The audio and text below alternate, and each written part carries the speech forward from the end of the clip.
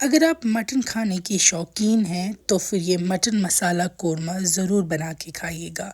काफ़ी ज़्यादा डिफरेंट और टेस्टी बनता है ये, जो घर पे आप नॉर्मली गंड मांस बनाते हैं उससे।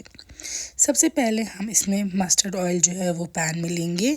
आप चाहें तो अपनी चॉइस का भी ऑयल यूज़ कर सकते हैं। 3-4 प्याज को आपको बारीकी से चॉप करना है और डाल देना है तेल पे। प्याज को आपको अच्छे से ब्राउन होने तक फ्राई करना है। सिर्फ इस तरीके से कैरामलाइज नहीं, जब तक ये अच्छे से प्रॉपर क्रिस्पी ब्राउन हो जाए तब तक आप प्याज को फ्राई करेंगे। घबराइएगा बिल्कुल भी नहीं, प्याज इसमें जलेंगे नहीं। जब प्याज पूरी तरह फ्राई हो जाएंगे ब्राउन, फिर आप मीट डाल देंगे इसमें वॉश करके। अब मीट और प्याज को आप 1 से 2 मिनट तक एक साथ फ्राई करेंगे। इस स्टेज पे जो प्याज है वो ज़्यादा फ्राई नहीं होंगे आप, क्योंकि मटन थोड़ा थोड़ा पानी छोड़ेगा और मटन ही फ्राई होने लगेगा, तो प्याज जो है वो उतने ही ब्राउन रह जाएंगे। जब मटन थोड़ा सा फ्राई हो जाएगा इसके साथ फिर डाल देंगे आप 2 टमाटर। टमाटर को भी मैंने प्याज की तरह ही चॉप किया है। टमाटर डालने पे आप चाहें तो साथ में ही नमक का 1 चम्मच डाल दीजिएगा, या जितना आप खाते हैं घर पे। जल्दी टमाटर के ऊपर नमक डालने से टमाटर का पानी जल्दी रिलीज़ होता है और ये फ्राई हो जाते हैं। तो यहाँ पे मैंने हस्बे ज़ायक़ा नमक डाल दिया है। अब आपको टमेटोज़ को अच्छे से फ्राई करना है। चाहे तो इस तरीके से थोड़ा थोड़ा लैडल की मदद से इनको ब्रेक कर दीजिए, ताकि जो ये बड़े पीस टमाटर के हैं वो छोटे हो जाएं और फ्राई हो जाए। टमाटर, प्याज और मटन को अच्छे से आपको फ्राई करना है जब तक प्रॉपरली टमाटर फ्राई ना हो जाएं। इसमें बड़े चंक्स नहीं रहने चाहिए टमाटर के, इसलिए आप देख सकते हैं मैं इसको तोड़ रही हूँ इस तरह लैडल से। फिर डालेंगे हम इसमें खड़े मसाले, यानी कि छोटी इलायची 3-4, लौंग 2-3 और दालचीनी। आप चाहें तो अपनी चॉइस के मुताबिक कुछ स्पाइसेस ऐड कर सकते हैं खड़े मसालों में से, और कुछ स्किप। मिक्स करने पे अब हम डाल देंगे इसमें गार्लिक का पेस्ट। तो यहाँ पे मैं गार्लिक डाल रही हूँ 1 बड़ा चम्मच। आप चाहें तो साबुत गार्लिक भी इस्तेमाल कर सकते हैं। अच्छे से आप गार्लिक को भी मिक्स करके फ्राई करेंगे।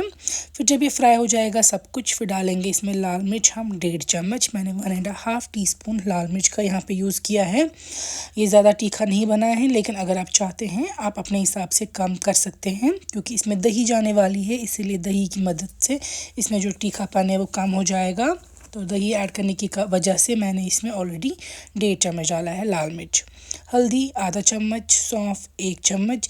साथ में मैं इसमें डाल रही हूँ यहाँ पे चिकन मसाला, या आप डाल सकते हैं मीट मसाला, गरम मसाला, चिकन मसाला, कोई भी इन तीनों में से एडिशनल 1 चम्मच भर के।